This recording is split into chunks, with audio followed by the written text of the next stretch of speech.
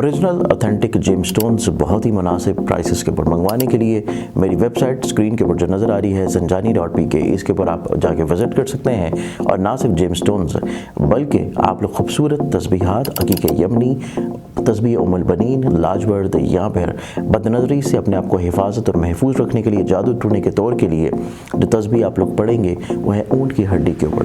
منگوانے کے لیے web site visit کیجئے یا اسکرین کے اوپر نظر آنے والے موبائل نمبرز کے اوپر کانٹیکٹ کریں۔ بسم اللہ الرحمن الرحیم، اللہم صلی علی محمد وعلی آل محمد۔ شاہ زنجانی ٹی وی سے آپ کی خدمت میں حاضر ہوں پروگرام ٹوڈے۔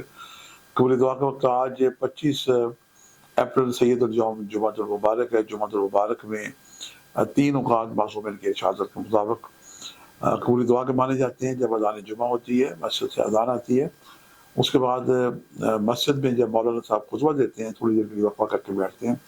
یہ وقت قبول دعا کا۔ اور تیسرا، جب جمعے کی صاحب بندی اقامت ہو رہی ہوتی ہے، اور جب تک امام جمعہ اللہ اکبر کہہ کے جمعے کی نیت مانگے ماننے، یہ چند لمحات جو ہیں یہ قبول دعا کے مانے جاتے ہیں۔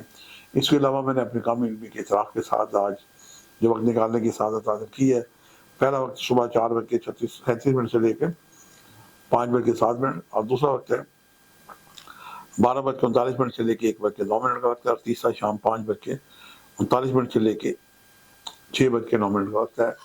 یہ تینوں وقت اور 3 دوسرے آج 6 وقت آپ کو قبول دعا کے ملے ہیں، اور خوش قسمت ہے، یہ یوم بھی برکت والا دن ہے۔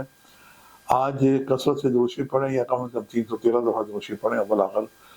ہر تسبیح میں رک کے دعا کریں، چونکہ میرا معمول ہے اول آخر درود شریف کا، تو درود پاک ہی جو ہے یہ بذات خود ایک برکت والا عمل ہے۔